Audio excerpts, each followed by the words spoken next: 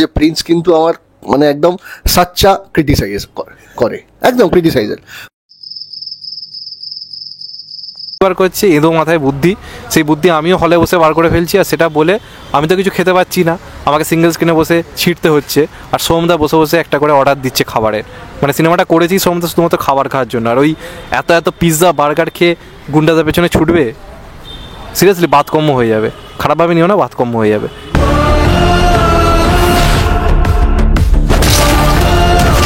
Sorry শেষ করার আগে বাচ্চারা কবিতা খাবে। হ্যাঁ,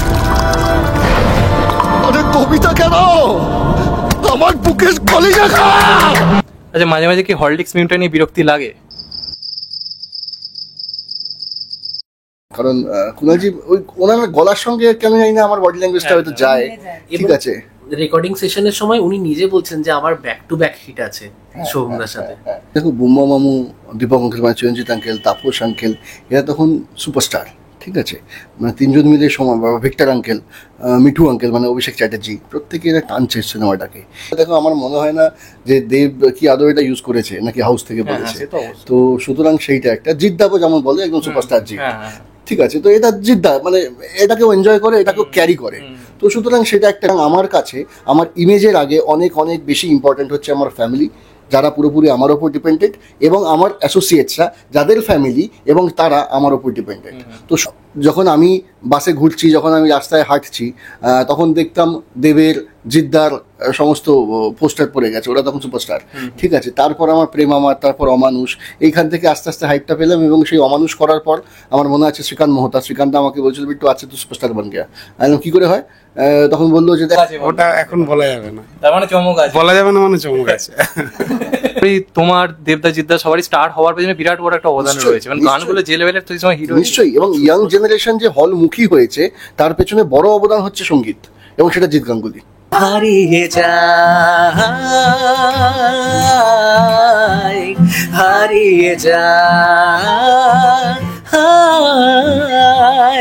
হারিয়ে যায়, হারিয়ে যায়। তৈরি হও, অনেকটা পথ হাঁটতে হবে। Hello friends, welcome to the new episode of my channel I Prince. তো আজকে আমার সঙ্গে রয়েছে বহুরূপের পুরো টিম। এদিকে রয়েছে আকাশ দা পরিচালক, ওদিকে রয়েছে অর্পিতা দি এবং অভিষেক দা, যাদের মিউজিক আমি জাস্ট বারবার শুনছি লুপে, যে গানটা এসে সেটা নিয়ে কথা তো অবশ্যই হবে। এবং এই পাশে যে মানুষটা বসে রয়েছে, এই মানুষটা মানেই আমাদের কাছে একটা নস্টালজিয়া, ওর ইয়া থেকে শুরু করে অনেক কিছু, মানে বলে শেষ করা যাবে না আমার।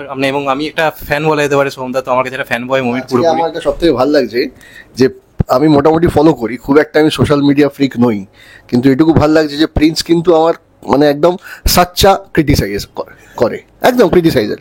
ভালো লাগে এটা দেখে, এবং সত্যি সে আজকে এসছে এবং এটা আজকে ইন্টারভিউ হচ্ছে, এটা সত্যি ভালো লাগছে। Thanks to him. না, ফেলো বক্সির কথা বলছি, বুঝতে পেরেছি। ওটা নিয়ে কি কোনো রাগ আছে? একদমই নয়। আমি ওই কি বললাম, দেখো, ক্রিটিসাইজ করা ইজ সামথিং ডিফারেন্ট, আর পার্সোনালি অ্যাটাক করা ইজ সামথিং ডিফারেন্ট। তো সেটা ক্রিটিসাইজ করছো, একজন শিল্পী বা যে কোনো ক্রিয়েটিভিটির মধ্যে ক্রিটিসাইজকে মানতে হয়। হ্যাঁ, তো সেটা তো কোনো চাপ নেই। ভালো লাগলো যে তুমি এইভাবে ফলো করেছো, থ্যাংক ইউ তার জন্য। দাদা, তোমার কাছেই প্রথম আসছি। বহুরূপে তোমাকে আমরা এতগুলো ক্যারেক্টার করতে দেখছি, এবং এক একটা ক্যারেক্টার এক এক রকম সেট আমরা বিভিন্নভাবে তোমায় দেখতে পাচ্ছি। তো এটার প্রস্তুতিটা কেমন ছিল, এবং এই বহুরূপ প্রজেক্টটা কিভাবে তোমার কাছে এলো, সেটা নিয়ে যদি বলো। দেখো, কিভাবে এলো সেটা অবশ্যই পাশে তোমার মানুষটা বসে আছে, ওই নিয়ে চলে এসছে। এইখানেই আমরা বসেছিলাম, এরকম একটা সাবজেক্ট, সেটা সত্যি প্রথম দিন শোনার পর আমাকে ভাবিয়েছিল, এবং মনে হয়েছিল যে আদৌ করতে পারবো তো, কারণ পুরো বিষয়টা আমার বোধগম্য হয়নি। আমি ওর থেকে স্ক্রিপ্টটা নিয়ে শুনি, পড়ি স্ক্রিপ্টটা, তারপরেও খুব একটা যে বিশাল কিছু ঢুকে গেছিলো মাথায় তাও নয়। তারপর আস্তে আস্তে আস্তে যতবার স্ক্রিপ্টটা পড়েছি, ততটা গল্পের মধ্যে ঢোকার চেষ্টা করেছি, ততটা ক্যারেক্টারগুলোর মধ্যে ঢোকার চেষ্টা করেছি, এবং বুঝতে পেরেছি যে ও কী চায় সেটা খুব ক্লিয়ার।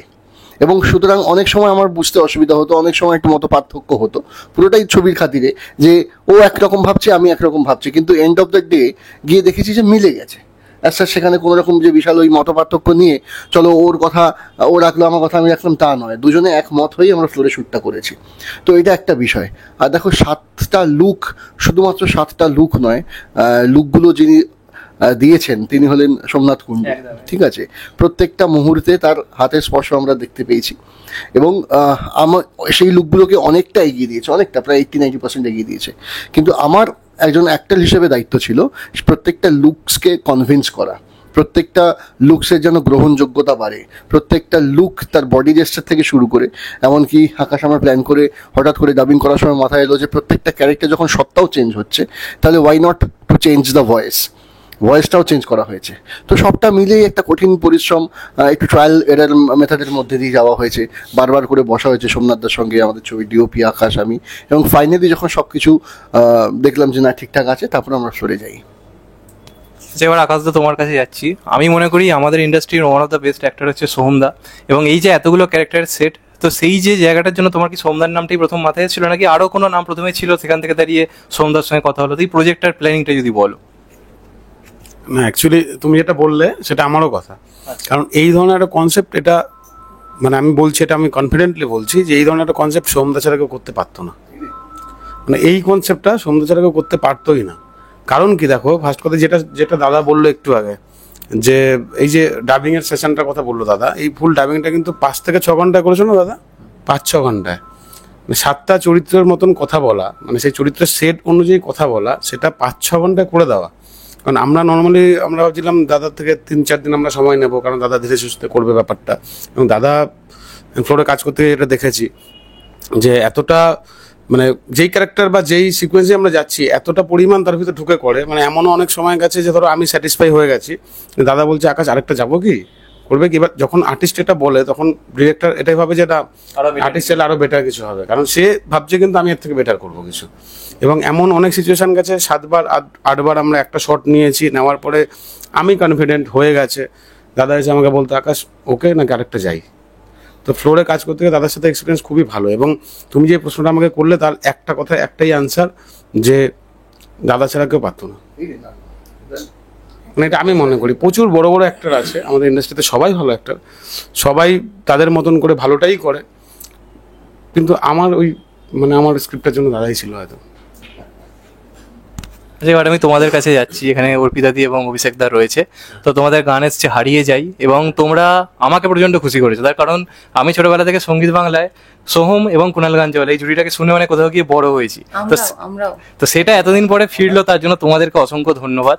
এবং সোহমদার সঙ্গে কাজ করার এক্সপিরিয়েন্স এবং তোমাদের এই যে জুটিটা সেটা কিভাবে ক্রিয়েট হলো, এবং সেখান থেকে দাঁড়িয়ে তোমাদের জার্নিটা নিয়ে যদি একটু বলো। দেখো, ফার্স্ট তো আমাদের আগেই গানটা নিয়ে একটু বলে নিই যে আমরা যখন এই প্রথম গানটা বানিয়েছিলাম, বানানোর পর যখন প্রথম আকাশদা লক করে গানটা, যে এই গানটা আমরা তো প্রথমে মানে এরকম ছিল না যে গানটা তৈরি ছিল আমরা সেটা পিচ করেছি, তেমন নয়, এটা আমরা স্ক্রিপ্ট পড়ে এবং প্রতিটা গানই। সেটা হচ্ছে কি, এই গানটা যখন লক হচ্ছে তার আগে তোমরা 3টে বা 4টে গান অলরেডি বানিয়েছিলে, বারবার হচ্ছিল, কিন্তু আমাদের কাছে মানে ওদের থেকেও আমার কাছে এটা ছিল, কারণ সবটা ওরা জানতো না যে সোহমদা কিন্তু মিউজিকটাতে খুব ঢোকে, যেটা আমার ডে 1 বলেছিল, আকাশ সব ওকে আছে ঠিক আছে, কিন্তু আমি কিন্তু মিউজিকটাই খুব ঢুকি, আমি কিন্তু কনসাস মিউজিক নিয়ে খুব, কারণ ভালো লাগলে কিন্তু মানে ভালো লাগলে কিন্তু আকাশ না। এবার ওরা ফার্স্ট টাইম, এবার আমার খুব একটা টেনশন ছিল, আমি তো ওদের অ্যাপ্রুভ করেই আছি, তা আমার খুব টেনশন ছিল যে দাদা কি বলবে, কারণ দাদা যদি একবার বলে দেয় যে আকাশ ঠিক লাগছে না, দেন ওদের সাথে যে এই 1 বছর ধরে আমরা স্ট্রাগলটা করেছি, আমাদের 2 বছর স্ক্রিপ্ট, আমি খুব ভয়ে ছিলাম। ইনফ্যাক্ট আমি যখন ওদের বলি যে তোমরা কিন্তু আজকে যেখানে যাচ্ছ এটা কিন্তু বড় ইন্টারভিউ, যদি না করে দেয় কিন্তু আমি নিতে পারবো না বলেইছিলাম, এবং আমি বলেছিলাম আজকে চ্যালেঞ্জ একটা জায়গায় যাচ্ছ, তুমি তোমাকে প্রুভ করতে হবে কি করো। দাদা শুনে কিন্তু এইরকমই হয়েছে, এবং দাদা শুনে বলেছিল যে আকাশ ওরা পাক্কা আছে, করে দেবে। এবং সিরিয়াসলি মানে আমি এই মুহূর্তে বলতে পারি ওদের অনেক অনেক দূর যেতে হবে, অনেক দূর যাবে, যে প্যাশনটা নিয়ে যে মিউজিকটা করেছে সিরিয়াসলি। তাই দেখো, বলে তুমি বলছো আজকে প্রিন্স, বা আমরা তো দেখতে পাচ্ছি সোশ্যাল মিডিয়াতে লাইকসের সংখ্যাটা, ঠিক আছে, মানে অনেকদিন বাদে না একটা কমার্শিয়াল মেলোডি গান আমরা আবার পেলাম। ইয়েস, তাই আমার শুধু এটা জিজ্ঞেস করছিলাম যে কারা গাইছেন বা এরকম করে, শুধু যতটুকু মনে হয় আমি একবার চেয়েছিলাম যে এরকম একটা রোমান্টিক যদি হয়, কুণালজি যদি হন, তো সুতরাং ওরা অ্যাপ্রোচ করেছিলেন কুণালজিকে, ঠিক আছে, তো সবটা মিলিয়ে ওভারঅল একবারই রাজি হয়ে গেছিলেন। একদম তাই, হ্যাঁ, কারণ কুণালজি ওই ওনার গলার সঙ্গে কেন জানি না আমার বডি ল্যাঙ্গুয়েজটা হয়তো যায়, ঠিক আছে। রেকর্ডিং সেশনের সময় উনি নিজে বলছেন যে আমার ব্যাক টু ব্যাক হিট আছে সোমদার সাথে। মানে উনি, আমি সোমদা বললাম, উনি যেহেতু মানে হয়তো সেম এজ আপনারা তোমরা, না, অনেকটা, এই উনি context একটু, নিয়ে। হ্যাঁ উনি একটু বেশি বড়, তো উনি বললেন যে তোমার নাম নিয়ে- তোমার নাম নিয়ে বললো আর কি, যে ওর সাথে কিন্তু ও আমার অনেক হিট আছে, প্রচুর হিট আছে, তো এটা খুব ভালো কাজ করবে, এটা তোমাদের খুব ভালো ওয়ার্ক করবে, কিন্তু এটা তোমাদের প্রথম সিনেমা হিসেবে এটা তোমরা এমন একজনের সাথে কাজ করছো যার প্রত্যেকটা সিনেমার গান হিট এবং প্রত্যেকটা সিনেমার গান অসাধারণ, তো তার সাথে তোমরা কাজ অবশ্যই করছো। যে মানুষটার নাম না নিলে নয়, যে গানগুলো দেখে তোমরা বড় হয়েছো, আমিও সঙ্গীত বাংলায় দেখতাম এবং আমারও বিশ্বাস করো মানে মন থেকে ইচ্ছা হতো যে কবে আমার গানও সঙ্গীত বাংলায় দেখা যাবে, শোনা যাবে, আমি ফিচার করছি সেই গানগুলোতে, এবং সেটা হয়ে গেছে, এবং সেটা জিৎ গাঙ্গুলি। একদম তাই, ঠিক আছে, একদম। ওই মানুষটা না থাকলে পরে যে বাংলা ছবির গান মানে ডিস্কোথেক থেকে শুরু করে পাড়ার পুজো মণ্ডপ থেকে শুরু করে যে কোনো ইভেন্টে, সোশ্যাল থেকে শুরু করে ফেস্ট থেকে শুরু করে সবেতে কিন্তু ওই মানুষটা চূড়ান্ত অবদান। এবং আমি তো মনে করি তোমার, দেবদা, জিদ্দা সবারই স্টার হওয়ার পেছনে বিরাট বড় একটা অবদান নিশ্চয়ই, রয়েছে, মানে নিশ্চয়ই। গানগুলো যে লেভেলের তো সময় হিরো। নিশ্চয়ই, এবং ইয়াং জেনারেশন যে হলমুখী হয়েছে তার পেছনে বড় অবদান হচ্ছে সঙ্গীত, এবং সেটা জিৎ গাঙ্গুলি অবশ্যই। একেবারেই। উনি আমাদের অবশ্যই ইন্সপিরেশন। আর মানে ওই গানগুলো যদি মানে না শুনতাম তাহলে হয়তো আজকে আমরা এই ঘরে তোমার সাথে বসতেও পারতাম না। উনি ইন্সপায়ার করেছেন আমাদের প্রচুর গান বানানোর জন্য, নতুন গান বানানো, এবং সেটা একটা মানে একটা বিগ স্ক্রিনে যে নিজের গান শুনবো। সত্যি বলছি, মানে যখন প্রেম আমার দেখতে গেছি হলে, তখন আমরা অনেক ছোট, তখন শুনে পর না একটা গানের রোমান্টিক ভার্সন, সেটারই আবার স্যাড ভার্সন চূড়ান্ত, মানে কি লেভেলের রোমান্টিক, তারপরে সেটার কি কষ্ট, ফুপিয়ে ফুপিয়ে কাঁদছি। ঠিক ঠিক ঠিক। এই যে এই বিষয়টা মানে সত্যিই আমাদেরকে নাড়া দিয়েছিল, যারা এখন নতুন কম্পোজার হিসেবে কাজ করছি, সব জানি না কার নাম করবে, বাট এটা আমার একদম মানে বুক ঠুকে আমি স্বীকার করতে রাজি, জিৎ গাঙ্গুলি, কোরাল গাঞ্জাওয়ালা, সোহমদা আমাদের লাইফে আমরা যে আগে কম্পোজার হয়েছি, এটা একটা বড় অবদান এদের রয়েছে। এবং আমাদের প্রথম সিনেমাতে যে আমরা সোহমদার সাথে কাজ করতে পারছি, এটা অনেক বড় পাওয়া, এবং সেটা শুধুমাত্র হয়েছে আকাশদার জন্য, কারণ আকাশদা প্রথম আমাদের সিলেক্ট করেছে এবং তারপরে সোহমদার কাছে নিয়ে এসেছে, এবং আমরা সেই ইন্টারভিউটা ক্লিক করতে পেরেছি। একদম না, এটা ইন্টারভিউ কোনো কিছু না, দেখো তোমাদের কি রয়েছে বলেই আজকে প্রত্যেকের পছন্দ হতে বাধ্য। যদি একটা জিনিস সত্যি মানে দারুণভাবে একটা জিনিস আমাদেরকে মোহিত করে বা আকৃষ্ট করে, কেন সেটাকে ফেলে দেওয়া যায়? কোনো মতেই না। আমরা তো সারাক্ষণ চাই ভালো গান হোক, ভালো, যেটা গান নিয়ে না, মানে গান তখনই হিট হয় যখন প্রথম লাইনটা শুনেই আমরা হামিং করতে থাকবো। ঠিক আছে, ওই ওই ওই ওই হামিংটা যদি চলে আসে তার মানে গান বেরিয়ে যাবে, এবং সেটা তো এসেছে সবার মুখে। আচ্ছা সোমদা, তোমার কাছেই আসছি এবার। আমি যদি দেখি অমিতাভ বচ্চনের কোনো পুরনো ইন্টারভিউ অগ্নিপথের সময়, উনি যখন গলা পাল্টে কথা বলেছিলেন ওই সিনেমাতে পুরো, উনি কিন্তু বারবার বলেছিলেন যে ওনার কত রকম তখন মানে ওনাকে মানে চেষ্টা করতে হয়েছিল করার জন্য, এবং তোমাকে এখানে 7খানা মানে লুকের জন্য আলাদা আলাদা তোমায় গলা করতে হয়েছে, মানে পুরোটা আমরা দেখতে পারিনি, আরো হলে গেলে বুঝতে পারবো। তো সেটার জন্য কতটা মানে তোমাকে মানে পরিশ্রম করতে হয়েছে? সেটা অ্যাকচুয়ালি পরিশ্রম তো দেখো প্রত্যেকটা মুহূর্তে, মানে যবে থেকে স্ক্রিপ্টটা শুনেছি সেই মুহূর্ত থেকে এখন অবধি পরিশ্রম করা হচ্ছে। মানে আমাদের 29 তারিখ অবধি পরিশ্রম হতে হবে, তারপরেও পরিশ্রম করতে হবে, কারণ আমরা প্ল্যান করেছি হল টু হল আমরা যাবো, ভিজিট করব। তো সুতরাং একটা ছবির আগে পরে মধ্যখানে সবটাই পরিশ্রম থাকে, এবং পরিশ্রমের সঙ্গে থাকে একটা তীব্র প্রচেষ্টা, এবং সেই প্রচেষ্টাটা তখনই সার্থক হয় যখন মানুষরা গিয়ে সিনেমা হলে গিয়ে সেই সিনেমাগুলো দেখেন। হ্যাঁ, আর দেখো গলাটা হঠাৎ করে আমার মাথায় এলো যে আমার যেহেতু 7 রকম সত্তা হচ্ছে, আমি কনফিডেন্ট ছিলাম না, কারণ আমি মিমিক্রি আর্টিস্ট নই, কিন্তু দেখি না চেষ্টা করে, আবার চেষ্টা, আকাশকে বললাম আকাশ আমরা অন্য গলা করব, আবার ওই গলা থেকে নর্মাল নিজের গলাটা কোন মুহূর্তে ফিরে আসবে সেটা আমার কনফিউশন লাগছিল, সেটা আমাকে আকাশ হেল্প আউট করে দিয়েছে। তো সুতরাং ওই ট্রায়াল অ্যান্ড এরর মেথডের মধ্যে দিয়েই করা হয়েছে।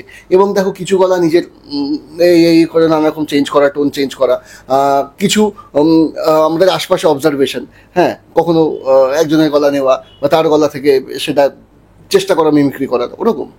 আচ্ছা, তুমি দেবদার সঙ্গে কোল্যাব করলে, বোর মানে দেখলাম ওখানে গেছিল, তারপর বুমাদার বাড়ি গেলে, দেব ফ্যান্সরা খুশি হলো, বুমাদার ফ্যান্সরা খুশি হলো, জিৎ ফ্যান্সরা কিন্তু বলছে কবে সোমদা জিদ্দার বাড়ি যাবে। আমি জিদ্দার সাথে কথা বলে নিচ্ছি অবশ্যই, ঠিক আছে? তো ডেফিনেটলি জিদ্দার মানে বাড়ি হোক, অফিস হোক, যেখানেই হোক না কেন, যে মুহূর্তে ওর টাইম হবে বা আমার টাইমটা একসঙ্গে ম্যাচ করে যাবে, আমি নিশ্চয়ই যাব। আচ্ছা দাদা, এবার তোমার কাছে যাচ্ছি। এই যে এখন বাংলায় দেখতে পাই আমরা যে হল পাওয়ার একটা প্রবলেম কোথাও গিয়ে কাজ করে, আজকে বলিউড বা সাউথের যে কোনো সিনেমা, যেটা ভালো হোক বা খারাপ হোক, আগে কিন্তু হলটা প্রচুর পেয়ে যায়। আমাদের এখানে সিনেমা ভালো হোক খারাপ হোক, হল পাওয়া নিয়ে একটা প্রবলেম হয়। তো এই সিনেমাটার হল পাওয়া নিয়ে তুমি কতটা আশাবাদী? আর যেহেতু রিলিজের মাত্র এইটুকু টাইম বাকি, সেটা নিয়ে যদি একটু বলো। না দেখো, এখন অ্যাকচুয়ালি মনে হয় না প্রবলেমটার হচ্ছে, কারণ রিসেন্টলি যা এই ধূমকেতু এলো আর কিছু বাংলা ছবিকে একটা আলাদা প্রাধান্য দেওয়া হচ্ছে। খুব ভালো যাচ্ছে। হ্যাঁ, ভালো যাচ্ছে। তো আমার ক্ষেত্রে কিন্তু আমি ঠিকঠাকই পাচ্ছি এবং শো টাইমও ভালোই পাচ্ছি। আমার ক্ষেত্রে কিন্তু মানে কোনো সমস্যাই হচ্ছে না। এটা মানে সেই সমস্যাটা যেটা আগে শুনেছি বা কিছু, তো আমার দিক থেকে এখন আপাতত এই জায়গাটা পুরো ক্লিয়ার আছে, আমাদের সমস্যা নাই কোনো। আপকামিং প্রজেক্ট কিছু আছে এখনো প্ল্যানিং মোটামুটি? না, সেটা প্ল্যানিং অনেক কিছু চলছে, কথাবার্তা চলছে, দাদার সাথেও কথা চলছে, ঠিক আছে। ওহরু 2 আওয়ার কি কোনো চান্স আছে? সেটা হলে গিয়ে দেখতে হবে, তারপরে তার মানে চমক আছে, ওটা এখন বলা যাবে না। তার মানে চমক আছে, বলা যাবে না মানে চমক আছে। আচ্ছা, এবার আমি সোমদা তোমার কাছে যাচ্ছি। এই প্রশ্নটা অনেক ধরেই করার ইচ্ছে ছিল। তুমি 90sও বিরাটভাবে কাজ করেছো বাংলা ইন্ডাস্ট্রিতে ছোটবেলা থেকে কোথাও গিয়ে, এবং তখন তুমি চোখের সামনে বুম্বাদাকে, চিরঞ্জিত স্যারকে একদম কাছ থেকে দেখেছো বিরাট ডেডিকেশন দিয়ে কাজ করতে। তো সেটার এক্সপিরিয়েন্স যদি শেয়ার করে যে তারা সেই সময় কিভাবে কাজ করতো। অ্যাকচুয়ালি দেখো, বুম্বা মামু, দীপক আঙ্কেল মানে চিরঞ্জিত আঙ্কেল, তাপস আঙ্কেল, এরা তখন সুপারস্টার, ঠিক আছে। মানে তিনজন মিলে সময়, বা ভিক্টর আঙ্কেল, মিঠু আঙ্কেল মানে অভিষেক চ্যাটার্জি, প্রত্যেকে এরা টানছে সিনেমাটাকে। এবং পাশাপাশি যে লেজেন্ডদেরকে পেয়েছি, ধরো প্রথম ছবি থেকে কালী দাদু, কালী বন্দ্যোপাধ্যায়, ঠিক আছে, তারপর ধরো গীতা দিদুন, সাবু জেঠুমণি, তারপর হচ্ছে আমাদের মাধবী দিদুন থেকে শুরু করে, মানে কে নয়, সত্য বন্দ্যোপাধ্যায়, শত্রু জেঠু, রবি জেঠু, অনুপ জেঠু, এমনকি সেই সুযোগও হয়েছিল বসন্ত চৌধুরী ওনার সঙ্গে কাজ করার, সুযোগ হয়েছিল প্রাণ সাহেবের সঙ্গে কাজ করার, প্রদীপ কুমারজির সঙ্গে কাজ করার। তো কোথাও না কাজ করতে করতে করতে করতে জানি না, তখন আমার হয়তো শেখার বয়স ছিল না, ঠিক আছে, কিন্তু ওই তাদের মধ্যেই তো বড় হয়েছি, যেটা অবজার্ভ করেছি সেটাই ইনহেরিট করেছি, ঠিক আছে। মানে সৌমিত্র জেঠু, শুভেন্দু জেঠু, মানে তাবর সমস্ত লেজেন্ড যারা বাংলা ছবিকে একটা গোল্ডেন এরা দিয়েছেন, যারা বাংলা ছবিকে বিশ্বের দরবারে পৌঁছে দিয়েছেন। এবং অবশ্যই সেখানে অরবিন্দ মুখোপাধ্যায় ডিরেকশন, ওখানে ওনার ডিরেকশনে কাজ করা সত্যজিৎ জেঠুমণি, তনু জেঠু, তো তারপর আমাদের উৎপলেন্দু চক্রবর্তী, তো প্রচুর এরকম মানুষের নির্দেশনায় কাজ করার সুযোগটা হয়েছিল। বলতে পারো অ্যাজ এ চাইল্ড অ্যাক্টর প্রায় 60-65টার উপর ছবি হয়ে গেছিলো। তো সুতরাং এই মানুষগুলোর মধ্যে থাকা, তাদের সান্নিধ্য পাওয়া এবং নোয়িংলি অর আননোয়িংলি শেখা, কারণ আমি তো তাদের মেকআপ রুমের মধ্যেই থাকতাম, ঠিক আছে, দেখতাম কিভাবে কি করছে না করছে। বাট হ্যাঁ, কোনো সময় আমার মনে হয়নি যে সিনেমার বাইরে গিয়ে আমি সিনেমার কথা বলবো। ধরো কারোর বাড়িতে গেলাম, কেউ আমার গাল টিপে বললো যে কোন সিনেমা আসছে, এটা আমার পছন্দ হতো না, সেদিনকেই লাস্ট টাইম তার বাড়ি যাওয়া, ঠিক আছে। এবং বুম্বা মামু, তাপস আঙ্কেল, এরা মানে কি বলবো, মানে চূড়ান্ত ভালোবাসতো। আর সব থেকে যদি বেশি প্যাম্পার করতো অবশ্যই বুম্বা মামু, কারণ বুম্বা মামু ধরো যদি ফ্লোরে থাকতো বা অন্য ছবিরও শুটিং করতো, মানে আমার পাটা আর মাটিতে পড়তো না, যদিও জানতো কি আমি ওই স্টুডিওতে আছি, অন্য ছবির অন্য প্রোডাকশন, ওর কোলে করেই থাকতাম, ওর পিঠে করে ঘুরতাম, ও নিয়ে আমাকে আইসক্রিম খাওয়াতে নিয়ে চলে যেত, চকলেট খাওয়াতে নিয়ে চলে যেত। তো এইভাবে না প্যাম্পার্ড হতে হতে চুমকি আন্টি থেকে শুরু করে শতাব্দী আন্টি, ঋতুদির প্রথম ছবি আমি ছিলাম, ঠিক আছে, তনুজা আন্টি ছিলেন সেই ছবিতে। তো সুতরাং এই মানুষগুলোকে পেয়ে অদ্ভুতভাবে একটা ডিসিপ্লিন হয়তো ইনহেরিট হয়েছে, ঠিক আছে। এবং সেটাকে আমি কি বলবো, আমি চরমভাবে সৌভাগ্যবান যে এই মানুষগুলোর সান্নিধ্যে আসতে পেরেছি, এদের সঙ্গে কাজ করতে পেরেছি, সেম ফ্রেমে এদের সঙ্গে আমি অভিনয় করেছি, সেম টাইটেল স্ক্রোলে আমার নাম গেছে, এবং এটা চরম ভগবানের আশীর্বাদ না থাকলে এটা হয় না। আচ্ছা, এই সিনেমাটার কথায় আমরা থেকে বেরিয়ে যে একটুখানি অন্য ব্যাপার নিয়ে আলোচনা করি। দেবদাস জিদ্দার পরে একটা সময় তোমার নাম বিরাট পরিমাণে আসতো, এবং আমার মনে আছে প্রেম আমার দেখতে সবাই স্কুল বাং করে গেছিল, অমানুষ দেখতে সবাই স্কুল বাং করে গেছিল। এই সিনেমাটা নিয়ে এতদিন পরে দুর্দান্ত হাইপ, মাঝখানে একটু তোমাকে নিয়ে আলোচনাটা তুলনামূলক কমে গেছিল, তুমি সেটা বলেছো তোমারই কিছু স্ক্রিপ্ট চয়েসের কারণে। তো ওই সময় তোমার এবং হিরণদার নাম, এই দুজনের নাম বিরাটভাবে আর কি আসতো। তো কোথাও কি মনে হয় যে পলিটিক্স একটু হলে এফেক্ট ফেলে, যেটা কি মাঝে মাঝে মনে হয় অভিনয় জগতের ক্ষেত্রে? আমি বলছি পলিটিক্স নয়, মানে আমি বলবো রিগার্ডিং দ্য, যদি পলিটিক্সই এফেক্ট ফেলতো তাহলে এই বহুরূপ নিয়ে এত মাতামাতি হতো না, ঠিক আছে। তো সুতরাং ওটাকে ব্লেম করাটা ঠিক নয়, ঠিক আছে। কিন্তু হ্যাঁ দেখো, ডেফিনেটলি যখন আমি বাসে ঘুরছি, যখন আমি রাস্তায় হাঁটছি, তখন দেখতাম দেবের, জিদ্দার সমস্ত পোস্টার পড়ে গেছে, ওরা তখন সুপারস্টার, ঠিক আছে। তারপর আমার প্রেম আমার, তারপর অমানুষ, এইখান থেকে আস্তে আস্তে হাইটটা পেলাম। এবং সেই অমানুষ করার পর আমার মনে আছে শ্রীকান্ত মোহতা, শ্রীকান্ত আমাকে বলছিল একটু আছে তো সুপারস্টার বান গিয়া। আমি কী করে হয়? তখন বললো যে দেখ, প্রেম আমারটা যখন করেছিলাম তখন পেছনে রাজ চক্রবর্তী ছিল, পেছনে SBF ছিল, বাট এখানে রাজীব আছে, SBF আছে, কিন্তু তুই সবাইকে ক্রস করে তোর পারফরমেন্সটা দিয়ে তুই প্রুভ করেছিস। তো সুতরাং দেখো, হয়তো যে তারপরে নামটা হয়তো এখনো আসে, কিন্তু হ্যাঁ বলছি যে কম্প্যারিজনটা সেটা হয়তো তুলনাটা অনেকটা কমে গেছে, because of the choosing of the scripts. And to be very honest, আমি অনেক জায়গাতেই বলছি, অনেকেই আমাকে জিজ্ঞেস করছেন, দেখো স্পষ্ট কথায় কষ্ট নেই, ঠিক আছে, film is the only source of income to me, ঠিক আছে। তো সুতরাং আমার কাছে আমার ইমেজের আগে অনেক বেশি ইম্পর্ট্যান্ট হচ্ছে আমার ফ্যামিলি, যারা পুরোপুরি আমার ওপর ডিপেন্ডেন্ট, এবং আমার অ্যাসোসিয়েটসরা যাদের ফ্যামিলি এবং তারা আমার ওপর ডিপেন্ডেন্ট। তো সুতরাং সবসময় ইটস নট দ্যাট কি আমার জীবনে সবসময় প্রেম আমার আসবে, অমানুষ আসবে, বোঝেনা আসবে, লেহাদুয়ালে আসবে, সবসময় আসবে না। কিন্তু প্যারালেলি আমাকে তো এটার উপর ডিপেন্ড করে চলতে হবে, আর তো কোনো ব্যবসা নেই, আর তো কোনো চাকরি করি না। তো সুতরাং to run the family, to run the my associates family, সেটা আমাকে অনেক সময় বুঝেছি যে হয়তো না স্ক্রিপ্টের মধ্যে সেই দম নেই, কিন্তু কী করবো, চলতে হবে তো, ঠিক আছে। তো সুতরাং ওই চালানোর জন্য আমাকে সেই স্ক্রিপ্টগুলোর মধ্যে যেতে হয়েছে, করেছি, এবং সেখানেও ক্যামেরার সামনে যখন আমি দাঁড়িয়েছি তখন কি স্ক্রিপ্টে দম আছে, কি কত টাকা দিচ্ছে, ডিডন্ট ম্যাটার, কারণ আমি জানি ওখানে আমি একজন প্রফেশনাল অ্যাক্টর হিসেবে সেটা যা স্ক্রিপ্টই হোক প্রত্যেকটা শট আমি আমার বেস্টটা দেওয়ার চেষ্টা করেছি, কারণ আমি কমিট করেছি আমার প্রডিউসারকে, আমার ডিরেক্টরকে, তো তাদের সেই কমিটমেন্টটা রাখার রেসপন্সিবিলিটি আমারই। আচ্ছা, মাঝে মাঝে কি হরলিক্স মিউটা নিয়ে বিরক্তি লাগে? না, লাগে না, ভালো লাগে। যে এটাই ভাবো যে যখন 3 বছর বয়স, প্রথম অঞ্জন জেঠুর ডিরেকশনে 3 বছর বয়সের একটা বাচ্চা ওই ডাইরেক্টটা বলেছিল, সেখানে এতগুলো ছবি হিট হয়ে রয়েছে, তারপরেও এখনও এই জেনারেশন ওটা নিয়ে কথা বলে, তো ডেফিনেটলি সেটা তো কোথাও না কোথায় তো মার্ক করেছে, মানে মনে তো জায়গা কেড়েছে। এবং কে কিভাবে বলছে সেটা তাদের পেডিগ্রির ওপর ডিপেন্ড করছে, কারা কে মস্করা করছে আর কে একদম চূড়ান্তভাবে নগ্নতা, অসভ্যতম বর্বরতা করছে। এবার তোমাদের কাছে যাচ্ছি, তোমাদের আপকামিং প্রজেক্ট নিয়ে যদি কিছু বলো, এবং এরপর কি কি কাজ মোটামুটি তোমাদের আসছে? আগে মানে আপাতত বহুরূপ আসছে। আপাতত বহু আচ্ছা, বহুরূপ প্রসঙ্গেই বলি, তোমরা তো রূপম ইসলামের গান এখানে ইউজ করেছো, তিমিরদার গান এখানে রয়েছে, এবং আমরা জানি দুজনেই কিন্তু প্রচন্ড চুজি। না মানে আমাদের গান ওনারা গেয়েছেন। অবশ্যই একদম। মানে স্ক্রিপ্টের জন্য যে গান দরকার ছিল, গল্পের জন্য যে গান দরকার ছিল, সেই গান আমরা বানিয়েছি। গানগুলো সবকটা গানই আকাশদা অ্যাপ্রুভ করেছে, সোমদা অ্যাপ্রুভ করেছে। তারপর সেই গানগুলো আমাদের যারা সিঙ্গাররা গিয়েছেন, যাদের গান আমরা শুনে বড় হয়েছি, তাদের কাছে গেছে, তারা সিলেক্ট করেছেন। দেন তারপর সেই গানগুলো মুভিতে হয়েছে, রেকর্ডিং হয়েছে, তারপর সেগুলো মুভিতে সব রয়েছে। তোমরা সেগুলো আসছে যেটা তিমিরদা এবং সোমলতা দি গিয়েছেন, এবং সেটা শুনলে আশা করি মানে তোমরা বুঝতে পারবে, মানে প্রতিটা গান এই ছবির 4টে গান 4টে জনারের, 4টে আলাদা আলাদা ইমোশন কিন্তু ক্যারি করছে। একটা গানের সাথে আরেকটা গানের কোনো মিল নেই, এবং অনেক ডিফারেন্স, এবং সেটা এই একটা ছবির মধ্যে এতগুলো ইমোশন, এবং যেহেতু 7টা রূপ, তো 7টা রূপও যেমন তোমরা দেখতে পাবে, এবং গানের মধ্যেও সেই ভ্যারিয়েশনস গুলো, এবং কি ব্যাকগ্রাউন্ড মিউজিকও কিন্তু সেই প্রভাবটা দেখা যাচ্ছে, এবং ব্যাকগ্রাউন্ড মিউজিকটাও যেহেতু চূড়ান্ত, মানে আমি সেদিকে প্রিভিউ করছিলাম, বলতে বাধ্য হয়েছি, মানে কি আবাদ তুই বললি না পরে মানুষ বিজিএমটার পরে আই থিংক বেস্ট বিজিএম আমার লেগেছে। হতে পারে একদম হবেই, কারণ আমি এই কারণে বলছি, কারণ এই যে তুমি নামটা করলে, আমাকে কিন্তু আমাদের যখন বসে আছি এখানে, তখন কিন্তু সোহনদা বারবার ধরে বলছিল অমানুষের যে বিজিএমটা ছিল ওটা কিন্তু এখনো আমার কানে সবসময়ই বাজতে থাকে, এবং সবাইকার কানে বাজতে থাকে। একটা গিটার ডিসটরশন সাউন্ড দিয়ে জিদ্দা যেটা ডিজাইন করেছিল, এবার সেটা জানি না আমরা সেটা করতে পারছি কিনা জানি না, কিন্তু যখন দাদা বলছে যে ভালো হয়েছে, তার মানে নিশ্চয়ই আমরা দাদার জায়গাটা, আমরা মানটা রাখতে যেন পারছি আর কি, এটা আমার ফিল হচ্ছে।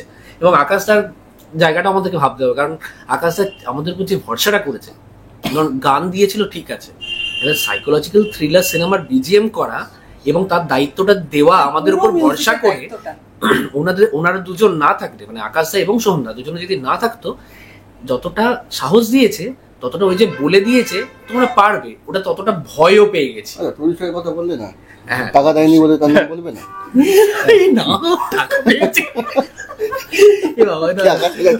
না এটা ঠিক না, এটা সরি এটা আমার বলে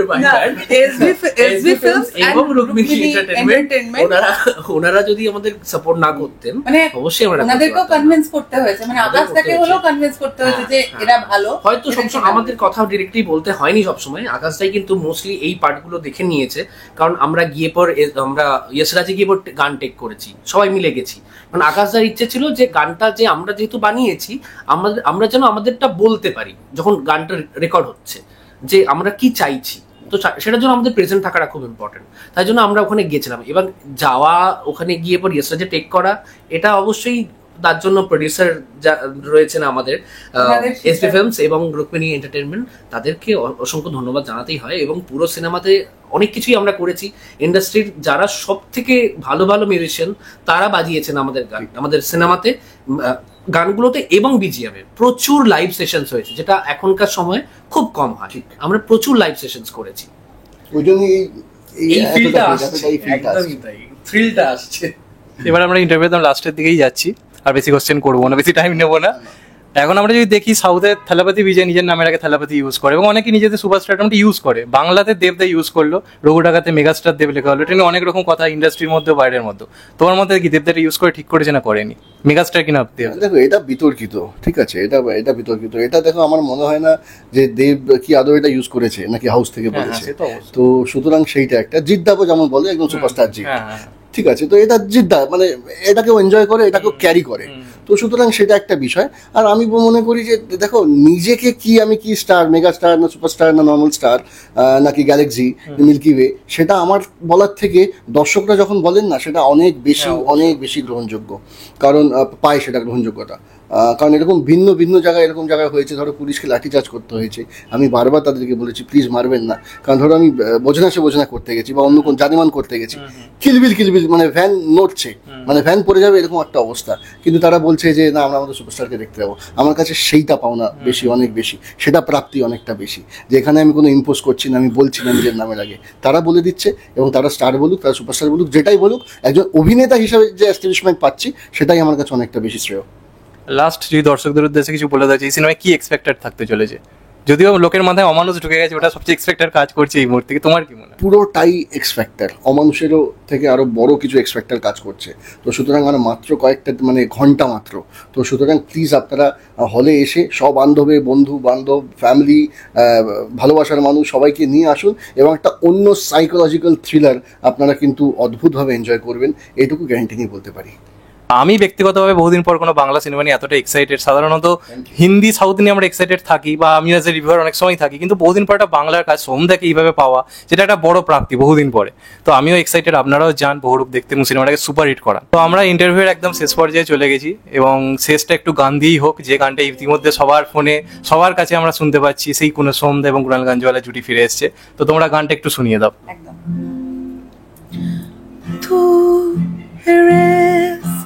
Mio ti amo, tú eres mío, ti amo। মেঘে ঢাকা তারার শহরে ঘুম ভাঙায় চেনা নুপুরে এলোমেলো শব্দের ঘরে লেখা প্রেমের গান দেখে ওই চোখের কালো ভালোবাসায় জোনাকি আলো রূপলি ওই চাঁদেরও নাকি তুই পিছু টান এভাবে রোজ হারিয়ে যায় অন্য কোনো বেশে তোকে খুঁজে পাই এভাবে রোজ লুটিয়ে যায় তোরা চলের ছায়ায় আবার নিজেকে হারায় হারিয়ে যায় হারিয়ে যায় হারিয়ে যায় হারিয়ে যায়